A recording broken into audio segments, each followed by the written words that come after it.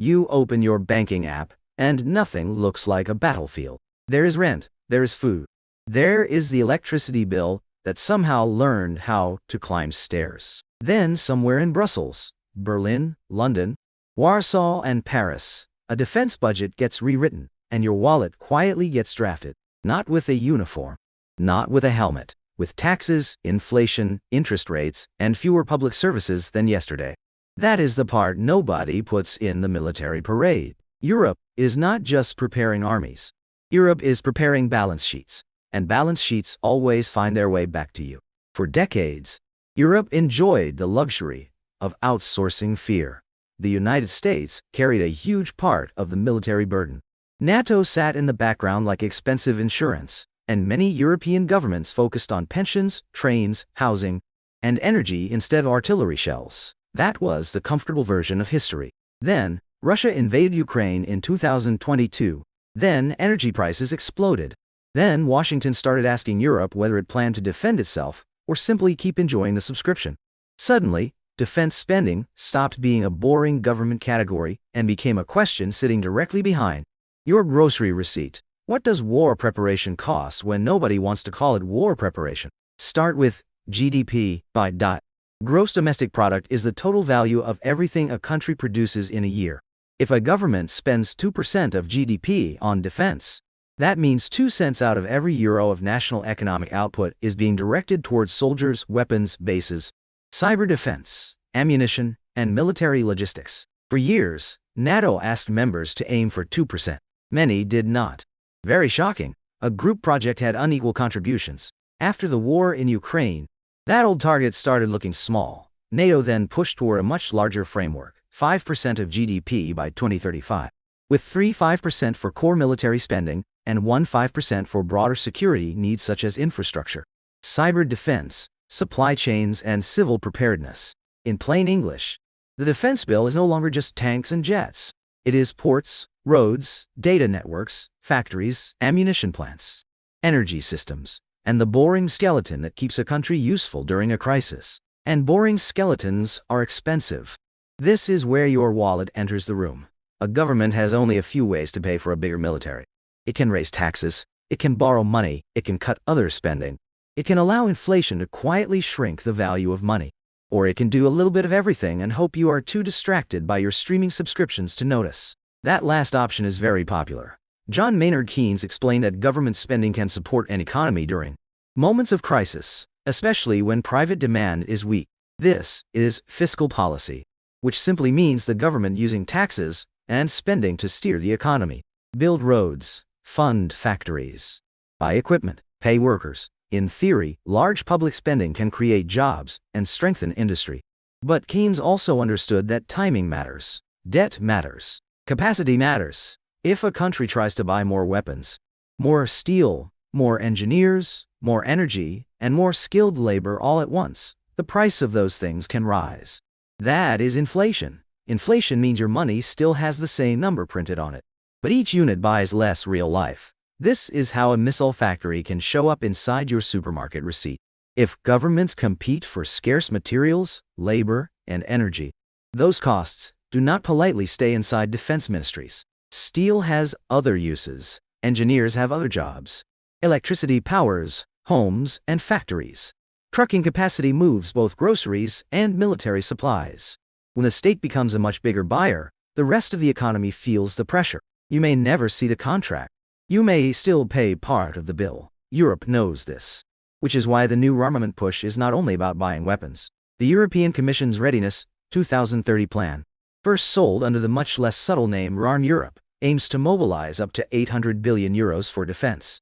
Part of that includes 150 billion euros in loans for member states to invest in things like air defense, missiles, drones, and joint procurement. A loan sounds nicer than a tax. That is the trick. A loan is just a tax wearing a fake mustache and arriving later. When a government borrows, it issues bonds. A bond is basically an IOU. Investors lend money to the government today, and the government promises to pay it back with interest. Interest is the price of borrowing money. If investors worry about debt, politics, inflation, or slow growth, they demand higher interest. Higher interest becomes another bill. That bill competes with schools, It competes with healthcare. It competes with pensions. Milton Friedman famously argued that inflation is always and everywhere a monetary phenomenon, meaning it comes from too much money chasing too few goods. You do not need to agree with every part of his worldview to understand the warning. If Europe tries to build a wartime industrial base while also protecting welfare systems, subsidizing energy, funding pensions, supporting Ukraine, and keeping voters calm, too much demand can chase too little capacity. Then, prices rise. Then, central banks face a problem. Then your mortgage, car loan, business loan, or rent gets pulled into the mess, because central banks fight inflation by raising interest rates. A central bank is the institution that manages the price of money. When it raises rates, borrowing becomes more expensive, people spend less, companies invest less, housing cools, growth slows. The medicine works by making the economy slightly more miserable. Delightful system. Germany is the cleanest example, because Germany used to be Europe's symbol of fiscal restraint. Fiscal restraint means the government tries not to borrow too much. Germany even had a debt brake, a constitutional rule designed to limit excessive borrowing. Very German, very disciplined, very spreadsheet with a seatbelt. Then reality arrived carrying a Russian artillery shell. Germany has moved toward massive borrowing for defense and infrastructure. Its 2027 draft budget includes hundreds of billions of euros in spending and borrowing, with defense and Ukraine support becoming central priorities. The point is not that Germany suddenly became irresponsible. The point is more uncomfortable. Even the country most associated with budget discipline is deciding that security now costs more than the old fiscal religion allowed. When Germany changes its financial behavior, Europe should pay attention. Because the old European model was built on trade. Spend less on defense than the United States. Spend more on social stability. Enjoy export markets. Keep energy relatively cheap. Let America provide the umbrella. Let Russia provide gas. Let China buy machinery. Let global trade keep the peace. That model is cracking. Russia is no longer just a supplier. America is no longer just a predictable protector. China is no longer just a customer. Energy is no longer just a utility bill. This is not the end of Europe. It is the end of Europe getting a discount on history. And discounts always expire, for Poland and the Baltic states. This is not abstract. Geography is not a theory when the border is close. A higher defense budget looks painful in Western Europe, but on the eastern flank, it looks like an insurance premium paid before the house catches fire. So what happens when that insurance premium doubles? Imagine you live in a country with a 3 trillion euro economy. At 2% of GDP, defense spending is 60 billion euros. At 5%, it becomes 150 billion euros day. That is an extra 90 billion euros every year, not one dramatic emergency bill. A permanent annual claim on national income. Now picture that money in human terms. It could fund hospitals. It could modernize rail. It could reduce taxes. It could subsidize housing. It could support pensions.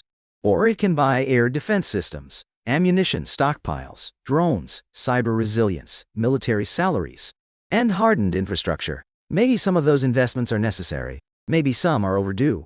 Maybe some will be wasteful. All three can be true. Adam Smith, often remembered as the father of modern economics, warned that defense is more important than opulence. Opulence means wealth, comfort, and luxury. His point was simple. A rich country that cannot protect itself may not stay rich for long. That line hits differently when Europe has to choose between cheap comfort and expensive security. Security does not feel productive until insecurity arrives. But here's a counterintuitive twist. Rearmament can make Europe stronger and poorer at the same time. Stronger militarily. Stronger industrially in some sectors. Stronger in deterrence. Which means making an enemy think twice, because the cost of attacking would be too high. But potentially poorer in everyday life, because resources are real. Money is not magic. A country cannot instantly produce unlimited engineers, factories, metals, semiconductors, energy, and skilled workers simply by announcing a strategy in a well-lit conference room.